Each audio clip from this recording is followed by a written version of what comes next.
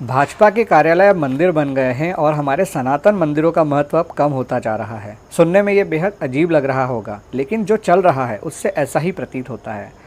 इन दिनों भाजपा के शहर अध्यक्ष सुमित मिश्रा ने यह डिमांड करी है कि भाजपा का कार्यालय जो मंदिर के समान है उसके पास में एक शराब की दुकान बनी है। उन्होंने कलेक्टर को एक पत्र लिखा है जिसमें उन्होंने कहा है कि शराब की इस दुकान को तुरंत हटा दिया जाना चाहिए। उन्होंने ये भी लिखा है कि माता विजया राजे सिंधिया की प्रतिमा भाजपा कार्यालय के सामने बनी हुई है।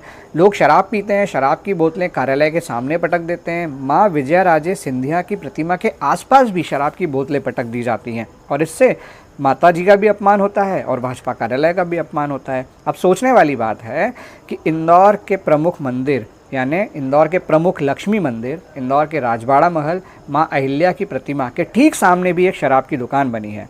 मराठी समाज लंबे समय से इस दुकान को हटाने की डिमांड कर रहा है, लेकिन इसकी कहीं पर कोई सुनवाई नहीं हो रही है। पिछले साल रंग पंचमी की गेर में मुख्यमंत्री के सामने बड़ी संख्या में इंदौर के लोगों ने ये डिमांड रखी थी कि इस दुकान को हटा दिया जाना चाहिए, क्योंकि माँ अहिल्या का मंदिर, हमारा राजबाड़ा इस दुकान के कारण अपवित्र हो रहा है। लेकिन किसी भी भाजपा नेता ने इस मामले को नहीं उठाया। यह बताया जाता है कि मुख्यमंत्री ने उस समय आश्वासन दिया था कि ये दुकान हटा दी जाएगी, लेकिन बात आई गई हो गई। अब 1 साल के बाद में भाजपा के शहर अध्यक्ष सुमित मिश्रा ने कहा है कि भाजपा कार्यालय हमारे लिए मंदिर है और मंदिर के सामने की शराब दुकान अगर नहीं हटाई गई तो भाजपा के नेता बड़े आंदोलन के लिए उतरने पर मजबूर हो जाएंगे।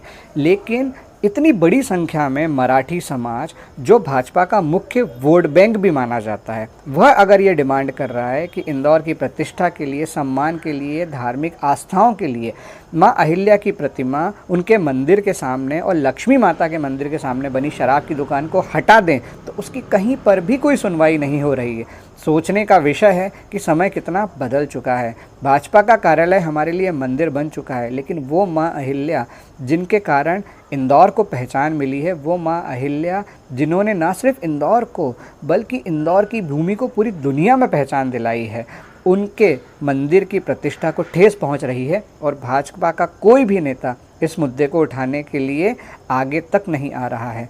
सोचना चाहिए हम सभी को।